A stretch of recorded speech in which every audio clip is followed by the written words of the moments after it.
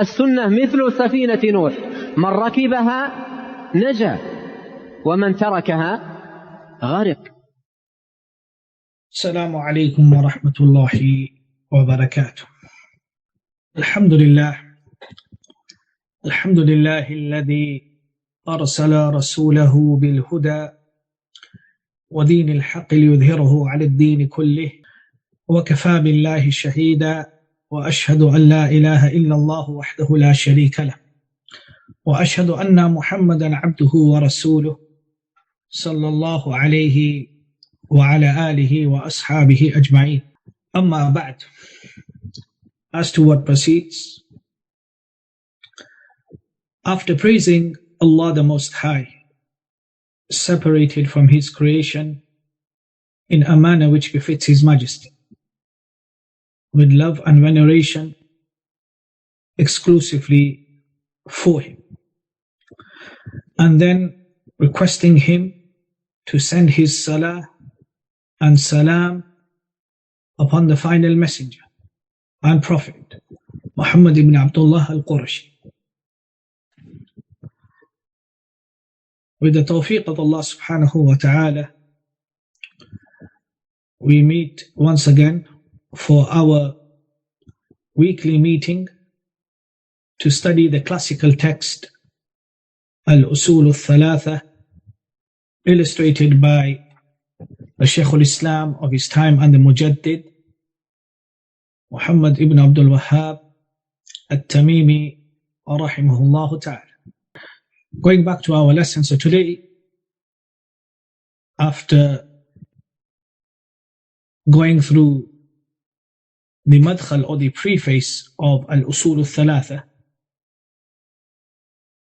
now with the permission of Allah, we will finally start the text today. So the Shaykh, he started with the text by seeking refuge with Allah subhanahu wa ta'ala from the accursed shaitan. A'udhu billahi minash shaitani rajim. And then seeking blessings with the name of Allah subhanahu wa ta'ala, which is the first ayah of the Quran. Bismillahir Rahmanir Rahim. Then the Shaykh rahimahullah, in different editions that we find, he said, Alhamdulillahi Rabbil Alameen, was-salatu was-salamu ala sayyidil mursaleen, wa ala alihi wa ashabihi ajma'in. Amma ba'd. So after he praised Allah subhanahu wa ta'ala with love and veneration exclusively for Him, and requested Allah to send the salatu salam upon the Messenger of Allah sallallahu alayhi wa sallam, and after seeking refuge with Allah from the evils of our own selves and from the evils of our actions,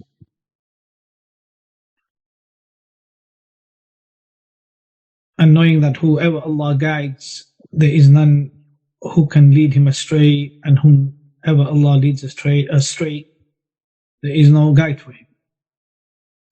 And after he bared witness that nothing has the right to be worshipped in truth except Allah, without any partner, and he bore witness that Muhammad sallallahu alayhi wa sallam is his slave and messenger, he said to proceed. Amma ba'd. He said, فَهَذِهِ رِسَالَةٌ نَافِعَةٌ فيما يجب على الإنسان أن يعلم الصبيان قبل تعليمهم القرآن حتى يصير إنسانا كاملا على فطرة الإسلام وموحدا جيدا على طريقة الإيمان. So the Shaykh said that this beneficial treatise is in regards to what is obligatory upon the human being to teach the children before teaching them the Quran, so he becomes a person who is complete upon the fitrah of Islam and a good firm muwahid, person of Tawhid, upon the path of Iman. And I arranged it upon the way of questions and answers. So this is the introduction that the Shaykh Rahimahullah started with. First of all, the Shaykh said that this is risalatun nafi'atun. This beneficial treatise. This is a risala nafi'atun fima yajibu ala al-insan. It is beneficial because it discusses that which is obligatory not only upon the Muslim, upon the whole of mankind,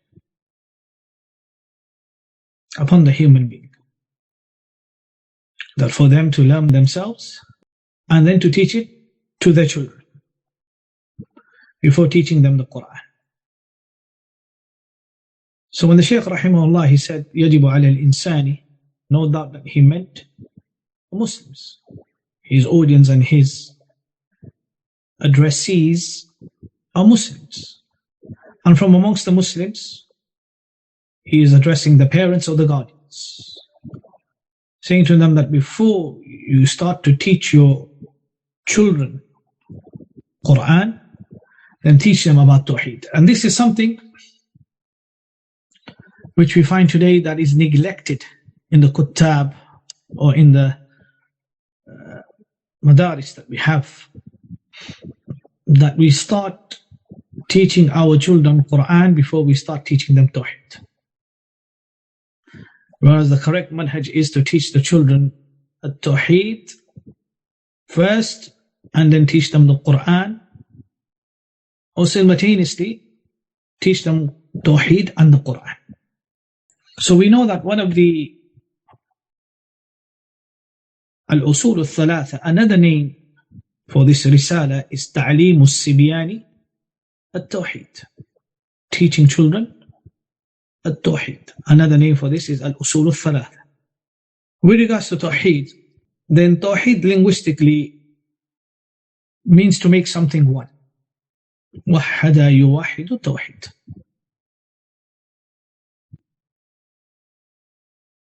Its Islamic meaning or shar'an, it means to worship Allah alone. إفراد الله تعالى bil-Ibadah, singling Him out in every act of worship, and to abandon the worship of anything other than Him. And this is the meaning of La ilaha illallah. So this is the specific definition or ta'rif of at-Tawhid, which can be directly derived from the Quran and the Sunnah. To worship Allah alone,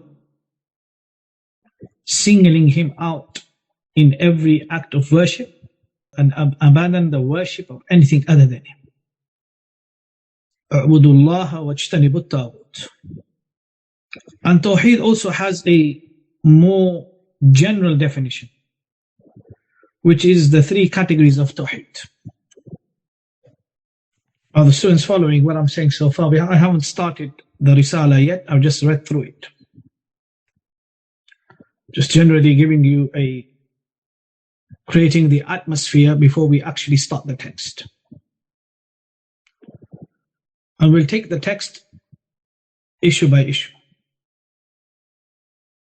First issue is the name of the text, which is Al-Usul ath-Thalathah or Ta'lim as-Sibyani at-Tawhid. Al-Usul ath-Thalathah or Ta'lim as-Sibyani at-Tawhid. Sibyan meaning children. Tawhid. And I explained to you what Tawhid linguistically lughatan means. To make something one, unified.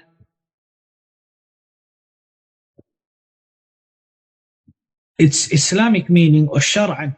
Shar'an is something which can be derived directly from the Quran and Sunnah, defined in the Quran and the Sunnah. It means to worship Allah alone. singling him out in every act of worship, and to abandon the worship of anything other than him. And this is the meaning of La ilaha illallah. The explanation of La ilaha illallah is exactly as stated. And Tawheed also has a more general definition, which is the three categories of Tawheed.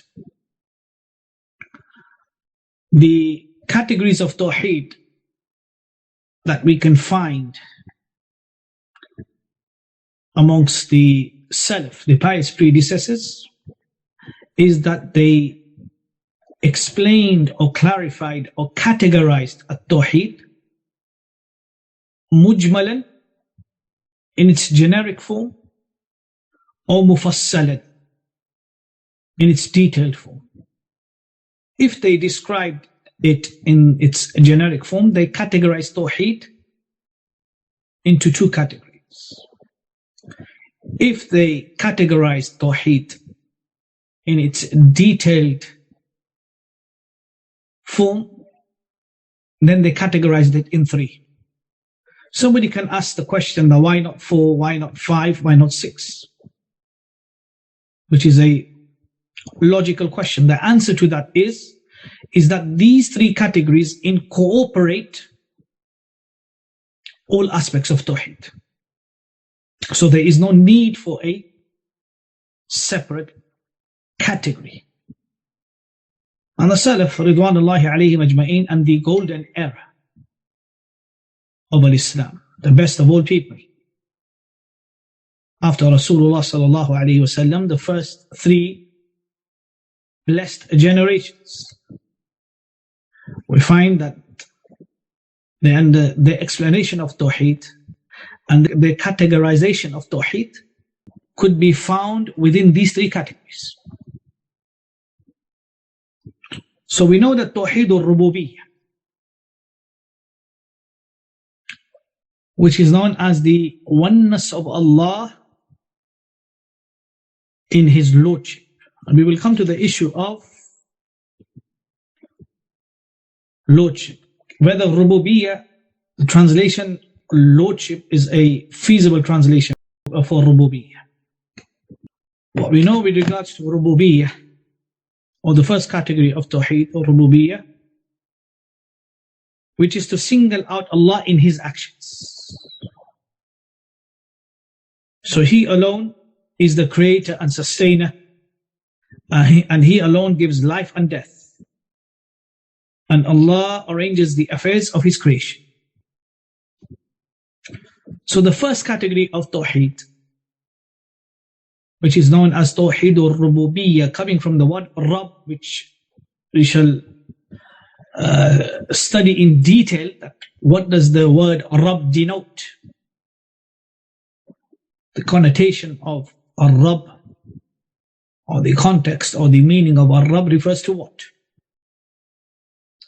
So the first category of Tawheed, which is known as al-Rububiyyah, discusses or implies with regards to the actions of Allah subhanahu wa ta'ala, that Allah is unique in His actions.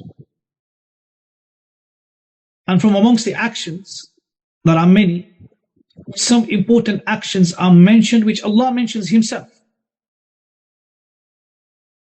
which are fundamental and foundational, which are that He is the creator, so He creates. He is the sustainer, so He sustains.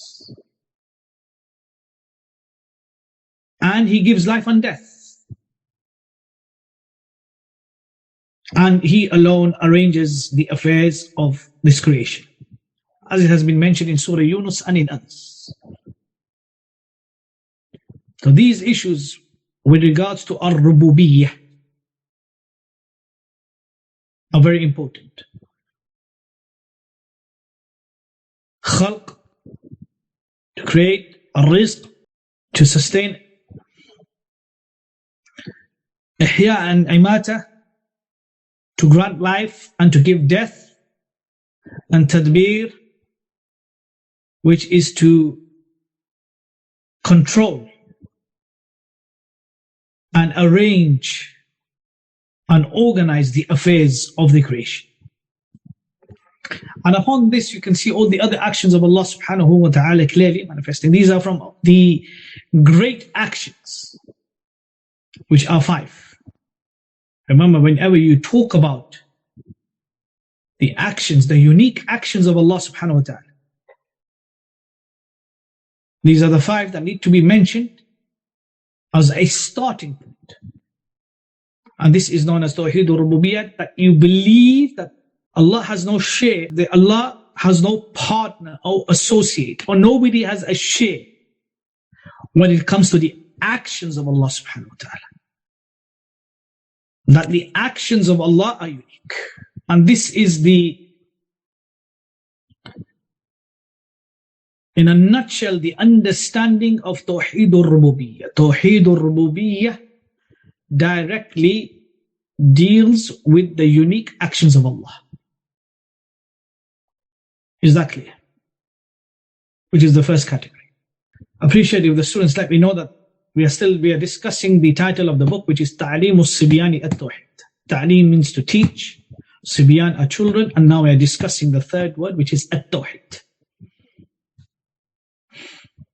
If somebody asked you that, how can you differentiate Tawhid al-Rububiyyah from the other 2 categories? You will answer by saying that Tawhid al-Rububiyyah discusses and deals with the unique actions of Allah. Allah is unique, exclusive, no partner or associate. Everything that Allah does, He does independently, without any partner or associate. The second category of Tawheed, which we have gone through, which has many different ways of how it is described, is Tawheed al-Ibadah or Tawheed al-Uluhiyyah. If it is called Tawheed al-Uluhiyyah,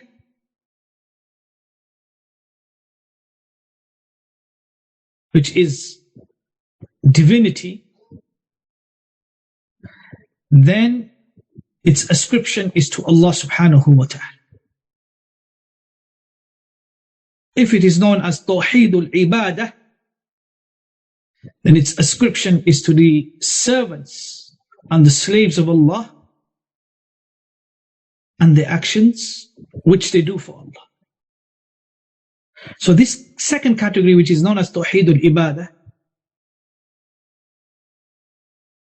it refers to the oneness of Allah in His sole right to be worshipped, which is to single out Allah with our acts of worship. The first was Allah's action. Tawheed al-Ibadah or al-Uluhiyyah, the unique feature of this category of Tawheed is with regards to our actions.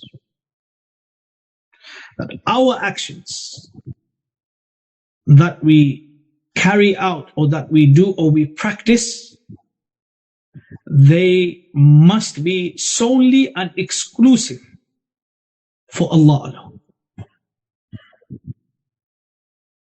So we direct all our acts of worship, whether they be actions as it is known of the limbs, practical actions,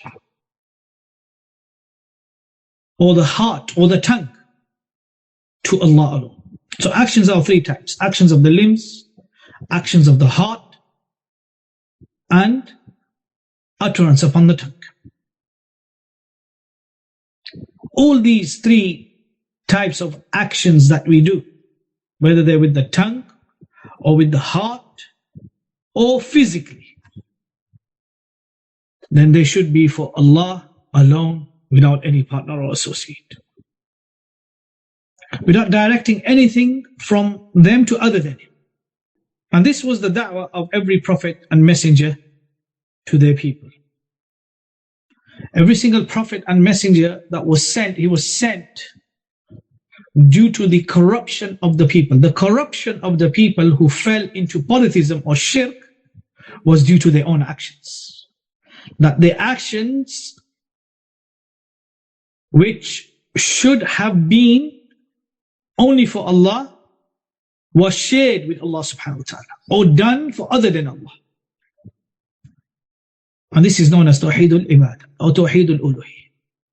Al-Ibadah, it's ascription to the slaves or the servants. Al-Uluhiyyah or al-Aliha, when its ascription is to Allah, meaning that our actions are for Allah, or our actions should be for Allah. So that's the second category, which is known as Tawhid al-Uluhiyyah or Tawhid al-Ibadah. Again, the unique feature of this category of Tawheed is connected to our actions. So it is different from the first category. The first category is unique with Allah's actions. He has no partner or associate. This category of Tawheed, it entails our actions. And our actions are of three types. Three possibilities. When a human being or a servant or a slave does an action, he either does that action with his heart, or physically, which is not the actions of the limbs, or with his tongue. All these actions which are deserving for Allah should be only done for Allah without any partner or associate. And this was the dispute and the corruption that was repetitive generation after generation, from nation to nation, was that whenever the people became corrupted, they became corrupted in their actions. واضح, is that clear? And that is the second category of at-Tawhid. The third category is Tawhid al-Asma was-Sifaat. The uniqueness of Allah in His beautiful names and His most perfect attributes. So this is the oneness of Allah in regards to His beautiful names and lofty and perfect attributes. So Allah is perfect and totally incomparable to His creation. His attributes are attributes of perfection, free from any deficiency. His attributes are attributes of perfection, free from any deficiency. We affirm them as they come in the book of Allah and the authentic sunnah of Muhammad Rasulullah sallallahu alaihi wasallam, without negating them, distorting or changing their meanings, comparing them to those of the creation, and without asking how they are. This is with regards to the third category, which is known as Tawhid al-Asma was-Sifaat. So every single attribute of Allah that has been mentioned in the Quran, we affirm it, we believe in it, we affirm it with perfection. We free Allah from any form of imperfection or deficiency. And this is singling out Allah subhanahu wa ta'ala in His beautiful names and His perfect attributes. So these are the three categories of Tawheed which the people of knowledge from the Salaf to the Khalaf have unanimously agreed upon. And this is how they understand. With regards to Tawheed al-Asma was-Sifaat, and I intend to write ethics or guidelines for a Sunni translator, that when he translates Islamic text, or when he translates a text from the Quran and the Sunnah, the usul or the conditions or the rules and regulations that he must abide by. I plan to write something on this. And I always mention this when I talk about the beautiful names and the most perfect attributes of Allah.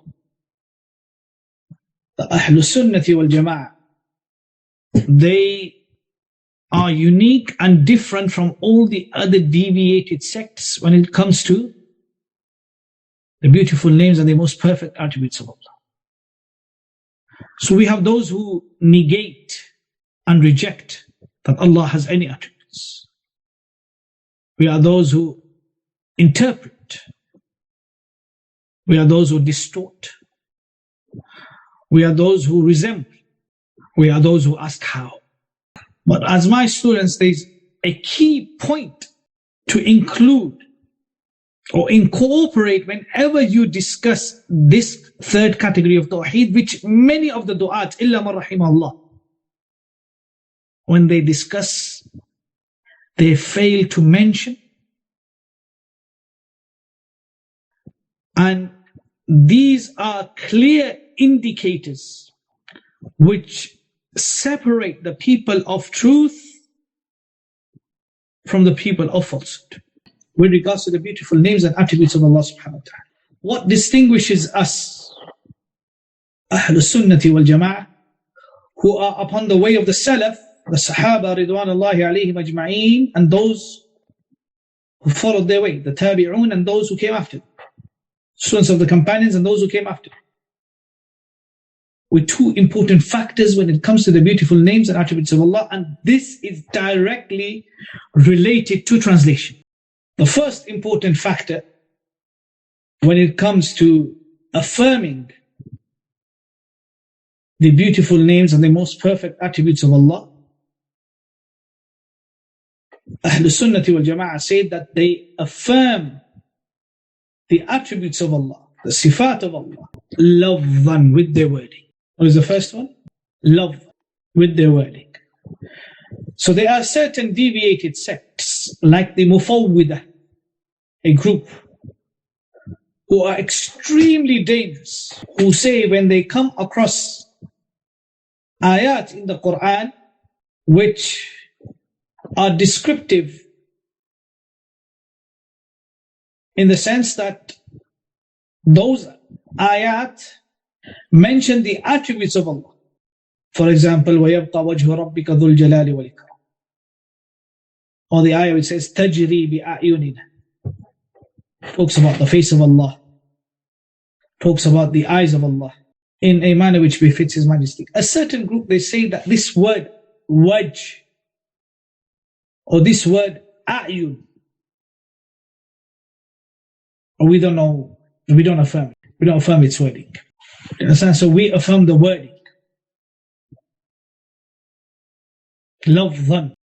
The Mufawwidah, they say, for example, the Mufawwidah, they affirm the wording but they reject the meaning. So there's a Mufawwidah that will say, yes, we know the wajh is for Allah, but its meaning is not known to us. Ma'nan. So Ahl-Sunnah wal Jama'ah, they affirm the attributes of Allah lafzan wa ma'nan. The Mufawwidah, they affirm lafzan and they reject ma'nan. They say the meaning is only known to Allah. So we don't know what is our wajh. We don't know what it means by two hands. We don't know what it means by eyes. And then you've got those who, like the Jahmiyyah, who reject the wording as well. And the Mu'tazila, they reject the word, the wording. If they reject the wording, then they have to reject the meaning by default. Are you understanding this? So there's these deviated groups. We Ahl-Sunnah wal Jama'ah, we say, we affirm the wording lafzan wa ma'nan when it comes to the attributes of Allah. What we say with regards to its meaning, then it is known. Because Allah described Himself with such words. So they have a meaning. كَمَا يَلِيقُ بِجَلَالِهِ وَعَظْمَتِهِ, that which befits His Majesty. The reality, the kayfiyah of these attributes is not known to us.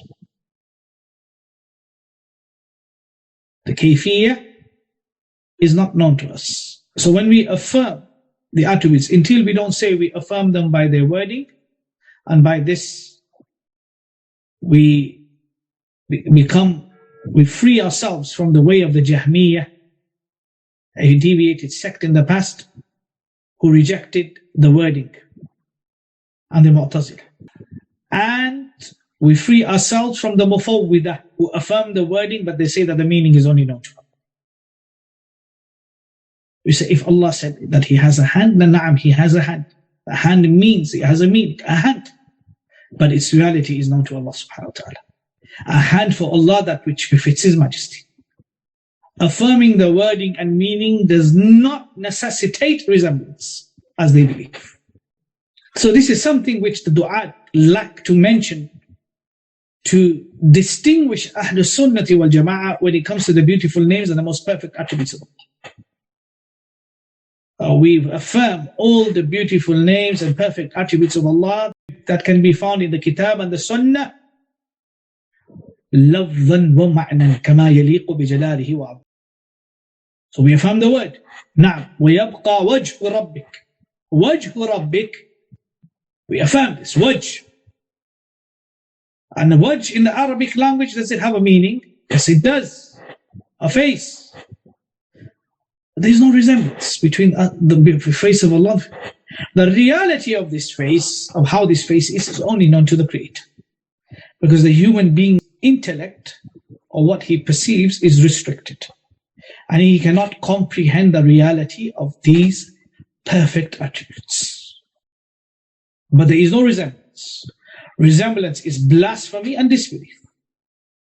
So do we understand when we talk about, do we now understand that when we say, with regards to the beautiful names and the most perfect attributes of Allah, when we say lafzan and ma'nan, we don't leave, we separate ourselves. Ahl Sunnati wal Jama'ah become distinguished and distinctive and separate from all the other deviant groups who fell into deviancy and misguidance due to their corrupted understanding, or perverted understanding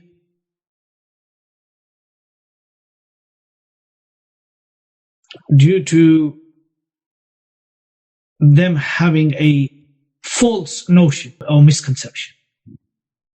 So Allah subhanahu wa ta'ala, everything that He affirmed for Himself, if there was resemblance, then He would have not affirmed that for Himself.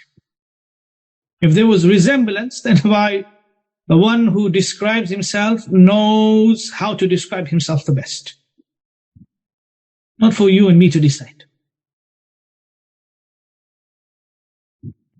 Had there been ambiguity or confusion, then He would have not described Himself in the manner which He described Himself in His noble book. Also, in addition to this, all the ayat of Sifaat are not from the mutashabihat, not from the resembling ayats of the Quran, as some of the people of deviancy say. Muhkamat. Do we understand? They say that these are all from the mutashabihat. That's why we have to interpret them. This is against a false notion and misguidance. Well, is that clear with regards to the beautiful names and the perfect attributes of Allah? I hope that you have understood these principles that have been mentioned. So the ayats of Sifaat are not from the mutashabihat as many say so. This is a false statement, a misguided and a deviant statement. The ayat of Sifaat are not ambiguous, or the ayat which are of resemblance, but they are clear.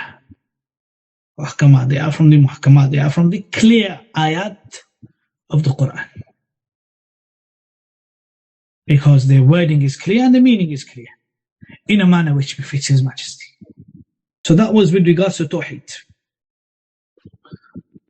Tawhid and its three categories that have been mentioned, which the Shaykh Rahimahullah mentioned in his title, Tawhid. The question that needs to be asked now is, Tawhid, when the Shaykh mentioned Tawhid, which Tawhid was the Shaykh referring to? Which category of Tawhid was he referring to? The second category, as many have said, evidence how did you determine that he was referring to the second and not the third or not the first?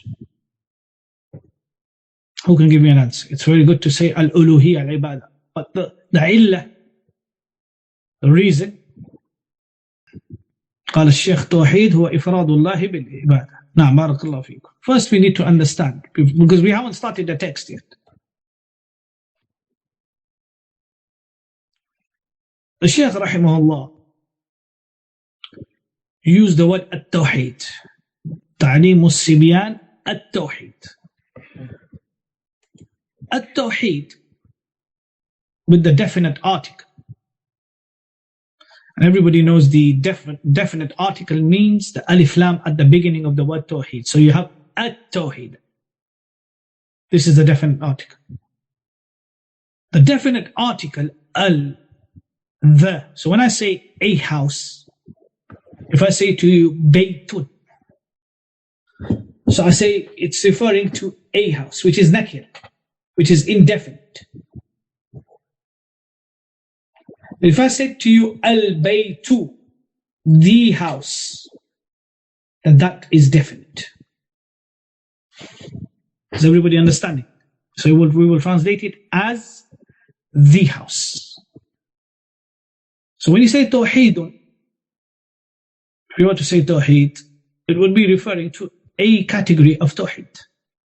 But when the Shaykh said at-Tawhid, this definite article, alif lam, this is known as alif lam, which is al-Ahdi. Al-Ahdi means that the receptor or the addressee knows of what is being addressed to him due to a pretext and a context. So if I said to you, and me and you had already talked yesterday about a house in Medina, I said to you, and I met you and I said, do you know the house? It's got a leak, the bathroom's leaking. It's on the house has now an escalator. I would keep referring to this house as the house, the house, the house. You, the addressee, and the receptor or the recipient would know when I say the house of which house I am referring to. And this is called al-Ahdi. Alif Lam al-Ahdi. There is no equivalence term in the English language for this. It can only be explained. So the Alif Lam in at-Tawhid has a pretext, has a contextual background, which is al-Ahdi, which is referring to the Tawheed. The Tawheed, which Muhammad ibn Abdul Wahhab rahimahullah is referring to, is the Tawheed which in his time the people had a problem with or had become corrupted or misguided. And we know that this Tawheed, which Shaykh al-Islam is discussing or is intending, was always that type of Tawheed which the nations before us and him always had a problem. And there was always misguidance and deviation within that aspect of Tawheed, which deals with the actions of the slaves and servants, which we call Tawheed al-Ibadah, Tawheed al-Uluhiyyah. So people, their actions had become corrupted, that they were sharing their actions. So we have two scenarios. We have those who completely abandon their actions totally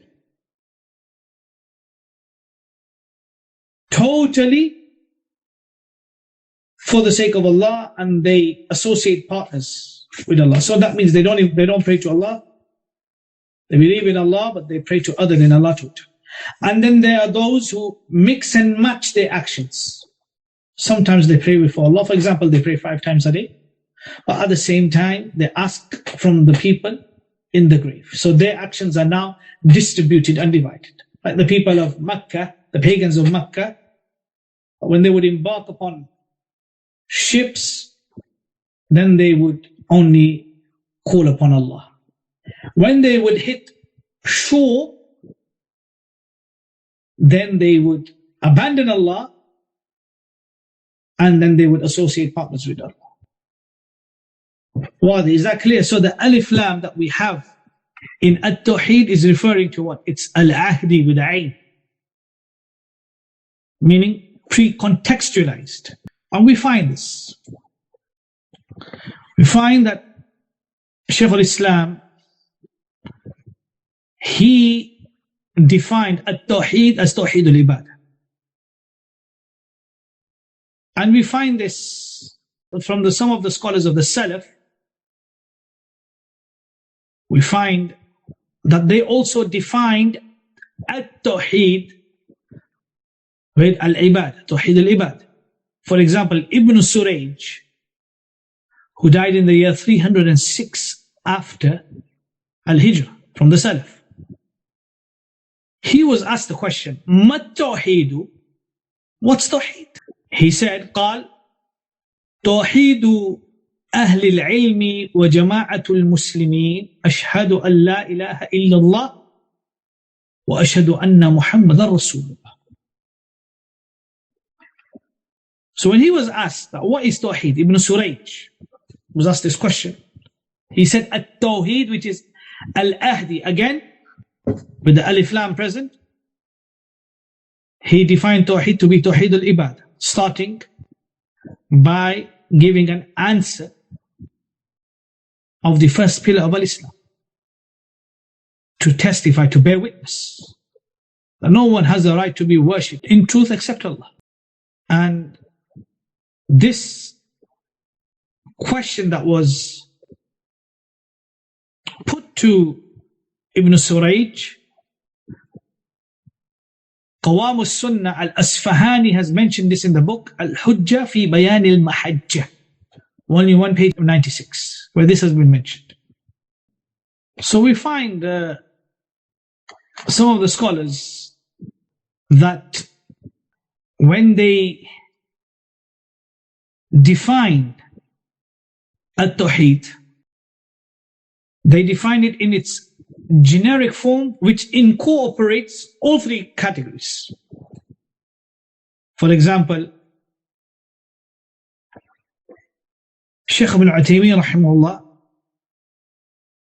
he gives a beautiful one-line definition or description of Tawheed, of all three categories. He says, Ifradullahi ta'ala bil-Uluhiyyah al-Rububiyyah wa kamal al-Asma was-Sifaat. In his Sharh of Kashf al-Shubhat on page 15, Shaykh Ibn Uthaymeen, he brings this. So this is more generic. So we find some scholars focusing on at-Tawhid, like Ibn Surayj, just on al-Ibadah. And then we have Shaykh Ibn Uthaymeen, who says, Ifradullahi ta'ala bil-Rububiyyah wal-Uluhiyyah wa kamal al-Asma was-Sifat. And this is one of the beautiful definitions of at-Tawhid, which all the students should memorize. Well, am I making any sense? We're discussing just on the two letters of at-Tawhid, that when this term is used by the scholars in different eras, in different books, there is a different connotation for them. Whenever Muhammad Abdul Wahhab uses at-Tawhid, he's referring to a pretext, a pre-context that he is referring to. We find scholars, some of the scholars of the people of knowledge, they said, Ifradullahi subhanahu wa ta'ala bima yakhtassu bih. This is the definition that I gave before, was by Shaykh Abdul Razzaq Afifi. Sorry, not by Shaykh Ibn Uthaymeen. Shaykh Abdul Razzaq Afifi, in his book known as Mudhakkirat al-Tawhid.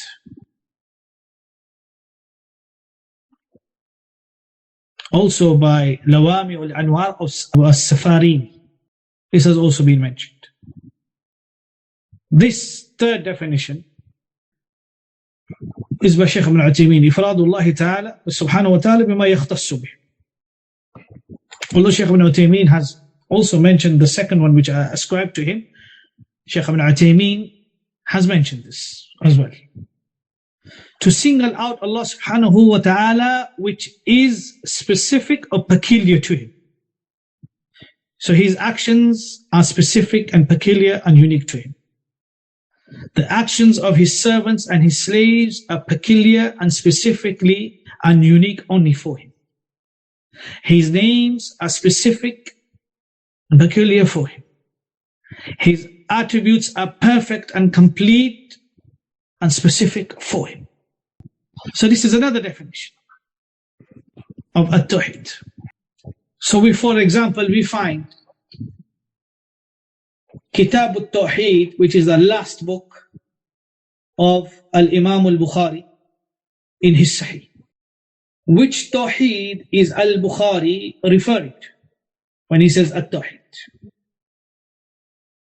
Now again, this definite article al is al-Ahdi, meaning it has a pre-contextual background addressing the addressee or the receptor or the recipient to know what al-Bukhari is talking about, meaning that he knows.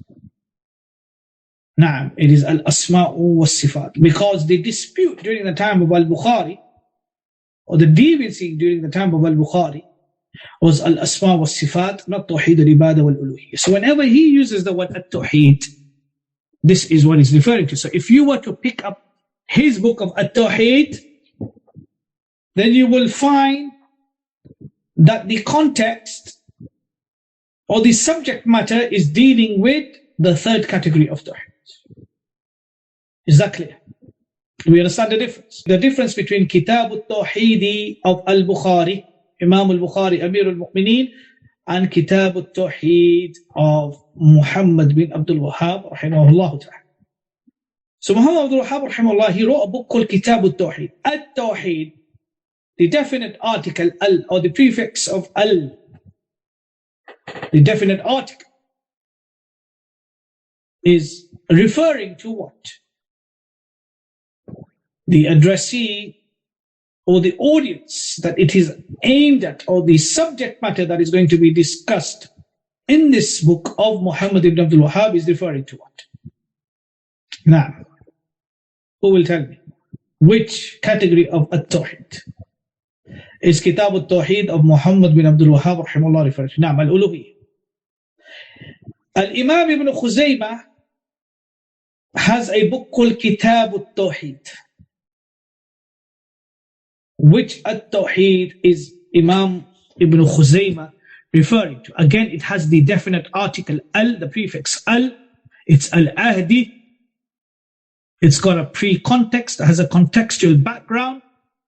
The addressee or the recipient knows of what he is going to be addressed with. It is al-Asma was-Sifaat. Kitab al-Tawhid of Ibn Munda at the time of the Salaf. Again, this at-Tawhid is referring to what? Is it referring to al-Rububiyyah? Is it referring to al-Uluhiyyah? Is it referring to al-Asma was-Sifaat from the time of the Salaf?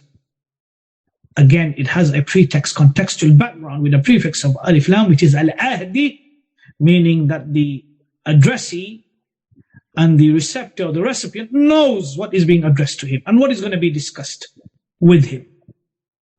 And that again is referring to al-Asma was-Sifaat. So we know that al-Asma was-Sifaat during the time of the Salaf was the discussion or the deviancy, most of the deviancy or misguidance that occurred during the time of the Salaf was in the category of al-Asma was-Sifaat. This is a benefit that we can take. So this was with regards to at-Tawhid. One thing that people need to understand, and they make this mistake, I'll make a note of this, that they say that the Kuffar of Makkah believed in Tawhid al-Rububiyyah. This statement is not precise. This is an incorrect statement in my opinion.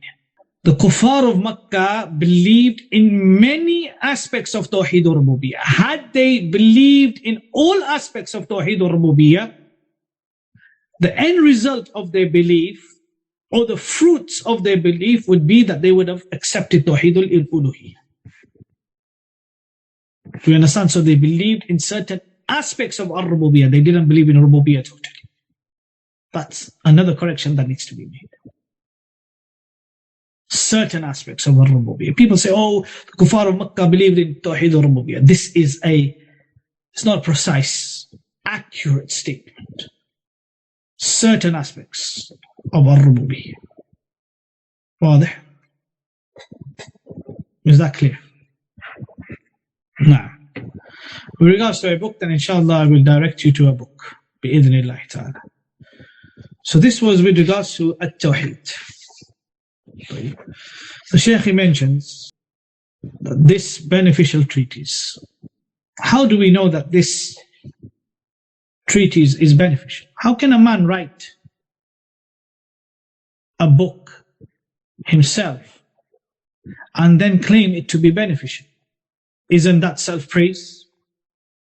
So how can Muhammad bin Abdul Wahhab rahimahullah ta'ala write a treatise and say that this is a risalatun nafi'at? The answer to that is clear. That if a book has ayat of the Quran, Sunnah of Muhammad Rasulullah sallallahu alayhi wa sallam, a hadith of Rasulullah sallallahu alayhi wa sallam, and the athar of Salaf, then wouldn't that be beneficial? Yes or no? So this statement, فَهَذِهِ رِسَالَةٌ نَافِعَةٌ, is not a self-praise, or rather it is an indication of the content that can be found within this treatise of the book. Is that clear? Then the Shaykh rahimahullah mentions and says, what's the subject matter or the topic of the book? He says in Arabic, he says, فِيمَا يَجِبُ عَلَى الْإِنسَانِ.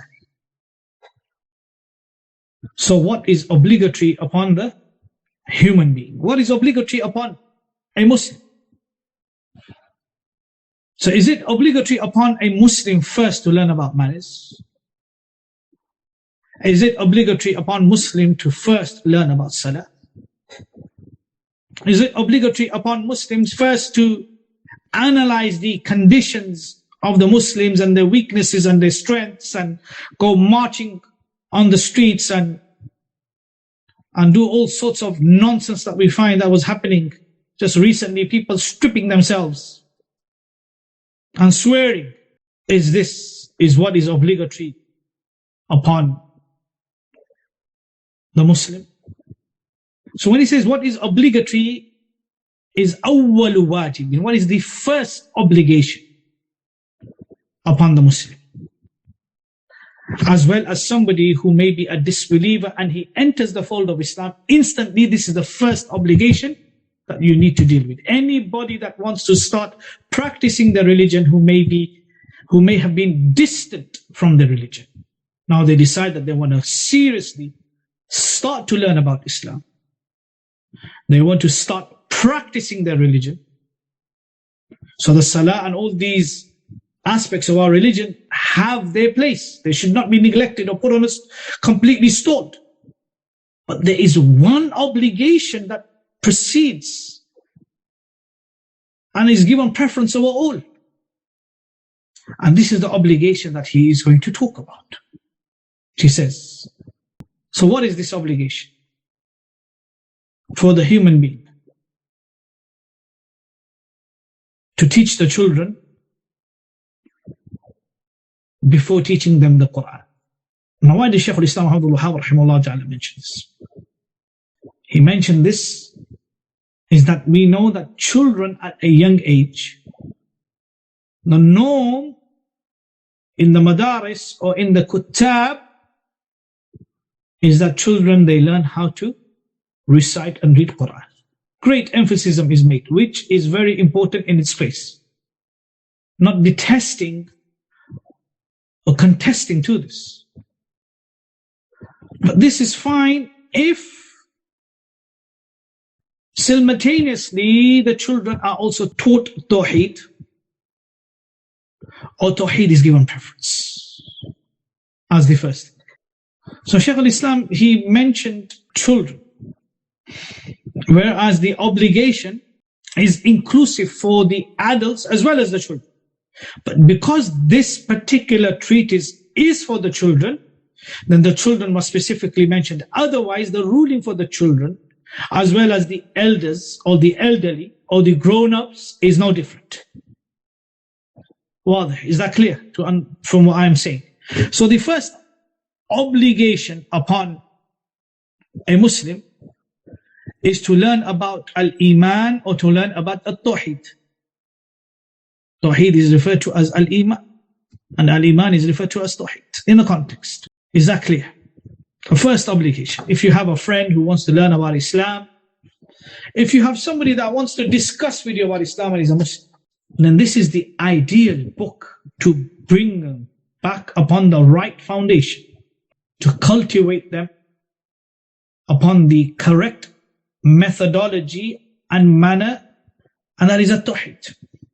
So we need to change this mentality of, when we look at the madaris or the institutes or the evening schools that we have in our countries, and we take England as an example,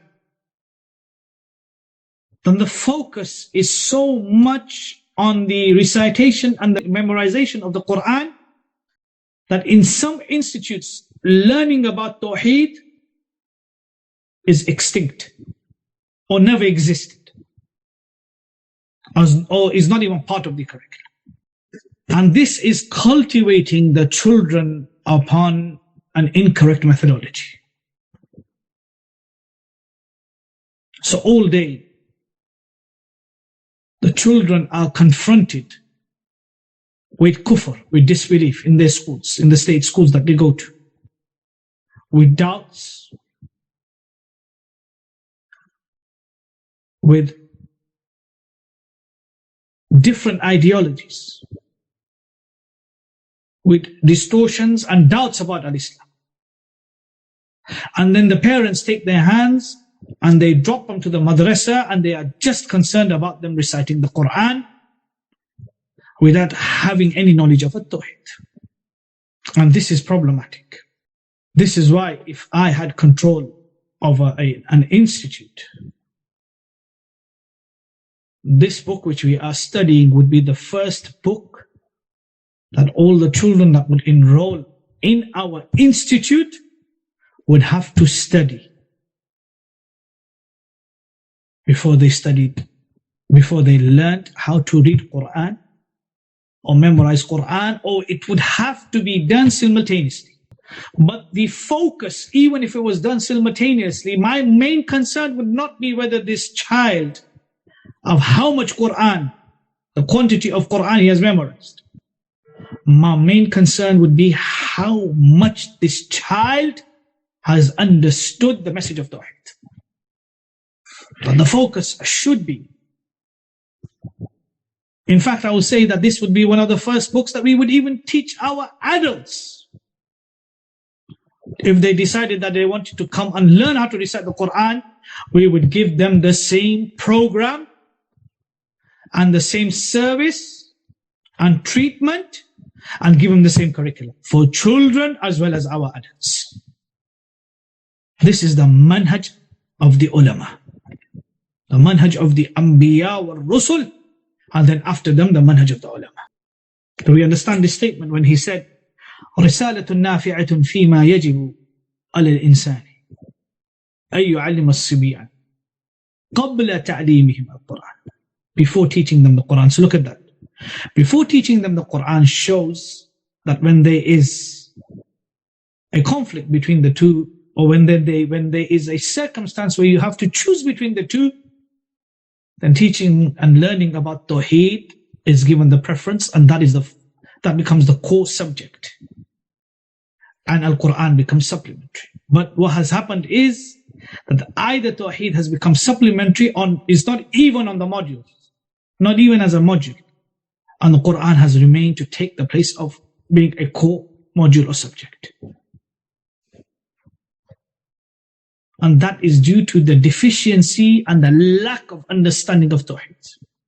As if the people truly understood the message of Tawheed and the importance of Tawheed and the fruits of Tawheed, then you would not see them laid back, sitting back and doing what they are doing in their institutes.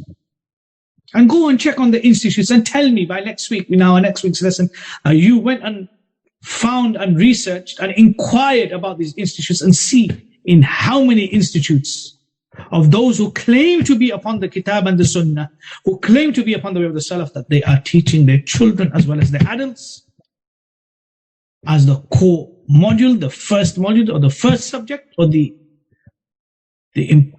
prior subject is the subject of Tawhid. And you make your own analysis of what is the reality of the people. And then we are dumbfounded or astonished when we see those who claim to be upon Tawhid sitting with those who promote shirk and venerate the people who call to shirk, sharing their platforms with them. Because wallahi, the fruits of Tawhid have not been right amongst those people. Theoretical knowledge must be followed with application and practicality. So what is the result? He becomes a person who is complete. If you start learning with Tawhid, which is al-Iman, and the Quran, following it, then this will make a person complete. Meaning, if a person does not learn at-Tawhid and seek knowledge about Tawhid, he is insanun naqis. The mafhum al-mukhalafa is, if you want somebody to be insanun kamil, then Tawhid has to be the top agenda. Tawhid is the first obligation and the top agenda. If he does this and abides by this and adheres to this, then he will be a person who will be complete.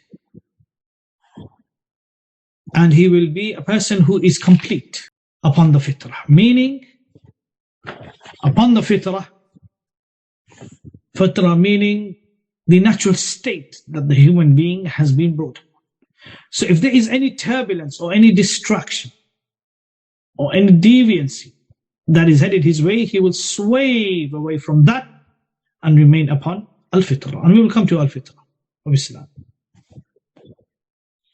So now the Shaykh mentions to teach the children at-Tawhid. So we find that there is a hadith that has been mentioned by Imam Ahmad in his Musnad, and Imam at-Tirmidhi in his Al-Jami al-Kabir, is his Sunnah. Abdullah ibn Abbas was a small boy. A young boy said, كنت خلف النبي صلى الله عليه وسلم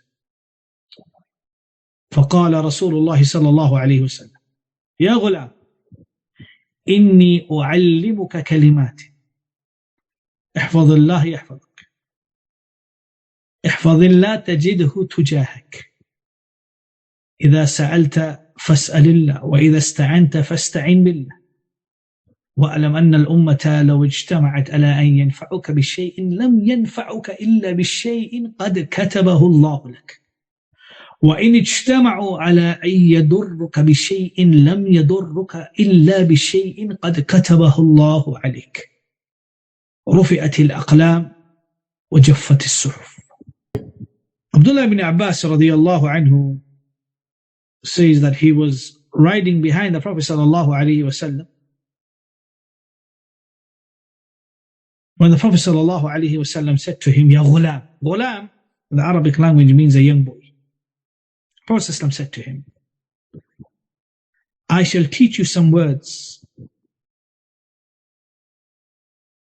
Be mindful of Allah, and Allah will protect you. Be mindful of Allah, and you will find Him in front of you. If you ask, then ask Allah alone.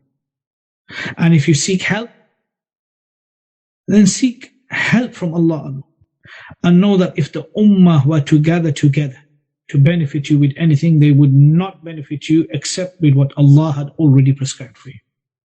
And if they were to gather together to harm you with anything, they would not harm you except with what Allah had already prescribed, decreed for you. The pens have been lifted and the pages have dried. This narration has been authenticated by Ibn Rajab in Jami al-Ulum wal-Hikam, As-San'ani in Subul al-Salam, Ahmad Shakir in his tahqiq of Musnad Ahmad, and Shaykh Muqbil ibn Hadi al-Wadi rahimahullah in his Sahih al-Musnad, and other scholars. So this narration is Sahih. The shahid, or the reason of why this hadith was cited, is to show you that what Shaykh al-Islam Muhammad ibn Abdul Wahhab rahimahullah ta'ala said, that you need to start teaching your children first at-Tawhid. This is from the methodology of Muhammad Rasulullah sallallahu alayhi wasallam when he taught Abdullah ibn Abbas at-Tawhid, when he said, إِذَا اسْتَعَنْتَ فَاسْتَعِنْ بِاللَّهِ. When the Prophet sallallahu alayhi wasallam was advising Ibn Abbas, he said to him, إِذَا سَأَلْتَ فَاسْأَلِ اللَّهِ وَإِذَا اسْتَعَنْتَ فَاسْتَعِنْ بِاللَّهِ. When you ask only from Allah. And when you seek help only from Allah. This is to show that the tarbiyah of Muhammad Rasulullah sallallahu alayhi wasallam, the upbringing or the cultivation of small children. As you know, that Abdullah ibn Abbas was a young boy, was to nurture them upon Tawheed. And this is the evidence for what Shaykh al-Islam Muhammad al-Wahhab rahimahullah ta'ala said. Is that clear? For what I have mentioned so far. And we come to the issue of al-Fitrah. There is another narration which I shall mention about the Sahaba teaching their children at-Tawhid before they would teach them the Quran. Bi-idhnillahi ta'ala, and that will be quoted in our next lesson. But the first piece of evidence has been made clear to you. إِذَا سَأَلْتَ فَاسْأَلِ اللَّهِ وَإِذَا اسْتَعَنْتَ فَاسْتَعِنْ بِاللَّهِ. So Muhammad al-Wahhab rahimahullah ta'ala is clearly outlining and following the methodology of Muhammad Rasulullah sallallahu alayhi wasallam.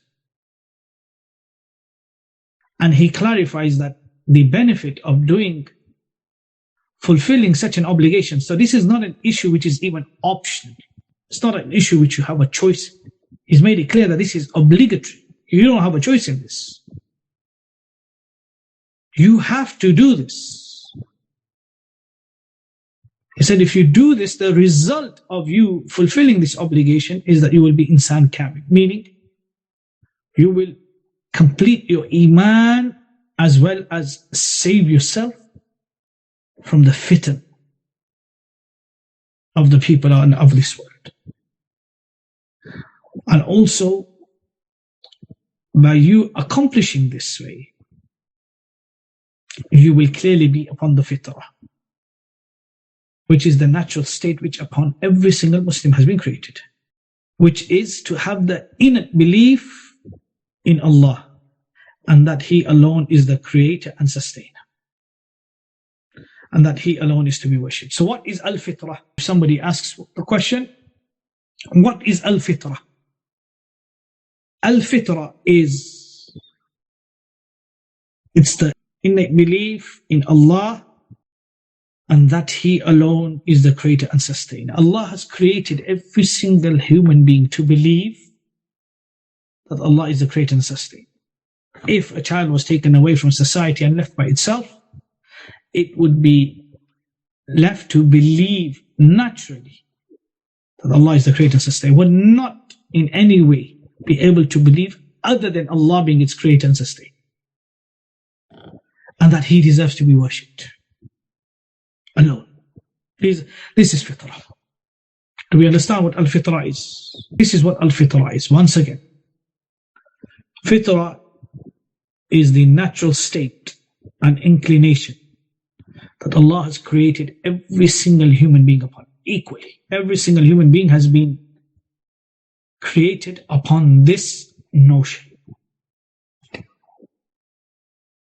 And al-Fitrah is defined as that innate belief in Allah. So first, naturally you believe in Allah. Not only naturally that you believe, nobody needs to come and tell you there is a creator. The belief in Allah is defaulted. And you also believe with this that He is the creator and sustainer. Remember I mentioned to you that whenever Rububiyyah is mentioned, what are the most 5 common things that are always mentioned? What did I mention to you at the beginning of the lesson? From the great actions of Allah, I mentioned 5, which are very important. 2, when al-Fitrah is defined and explained, this is mentioned. And that He, Allah, is alone, worshipped alone, without any partners. وحده لا شريك له. And this has been mentioned in an ayah in the Quran for al-Fitrah. فَأَقِمْ وَجْهَكَ لِلدِّينِ حَنِيفًا فِطْرَةَ اللَّهِ الَّتِي فَطَرَ النَّاسَ عَلَيْهَا. فَطَرَ النَّاسَ. And nas here is al-jinsi. It incorporates all human beings. Absolutely. Somebody can bring up the ayah, will be good. فَأَقِمْ وَجْهَكَ لِلدِّينِ حَنِيفًا فِطْرَةَ اللَّهِ الَّتِي فَطَرَ النَّاسَ عَلَيْهَا. So do we understand what fitrah is? Fitrah consists of, first of, by its definition, of being a natural state, and an inclination that Allah has created the human beings upon. You know how the human being, when he touches fire, what happens? Feels hot. When there is coldness, it starts. This is how Allah has created the human being. Yes. In the very same way, these are all natural inclinations of the senses that Allah has created. In the very same way, Allah has created the human being also to have belief in Allah. To have belief in Allah, to believe in Allah. Nobody needs to persuade you that there is an Allah and that Allah has created you and Allah sustains you, and that Allah should be worshipped alone without any partner associate. This is al-Fitrah.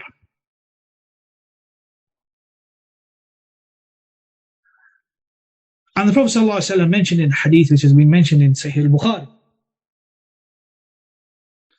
he said, كُلُّ مَوْلُودٍ يُولَدُ عَلَى الْفِطْرَةِ فَأَبَوَاهُ يُهَوِّدَانُهُ أَوْ يُنَصِّرَانُهُ أَوْ يُمَجِّسَانُهُ. There is no child except that he is born upon the fitrah. So it is his parents who make him a Jew or a Christian or a Zoroastrian. That's what the Prophet ﷺ said. This hadith, the benefit of this hadith about parents, when the Prophet ﷺ said فَأَبَوَاهُ, is that the parents are the first institute for the guidance of the children towards the right path. If the parents are corrupted and deviated and misguided, the children become misguided. They leave the way from a fitrah, they swerve away from the fitrah, and they take the path of their parents. So parents are responsible to guide their children to Tawhid, and this links us back to what Muhammad al-Wahhab said. Telling the parents, indicating to the parents that, listen, this is your obligation, teach your children Tawhid. First, understand your obligation. Let me recall for you your obligation, which is at-Tawhid.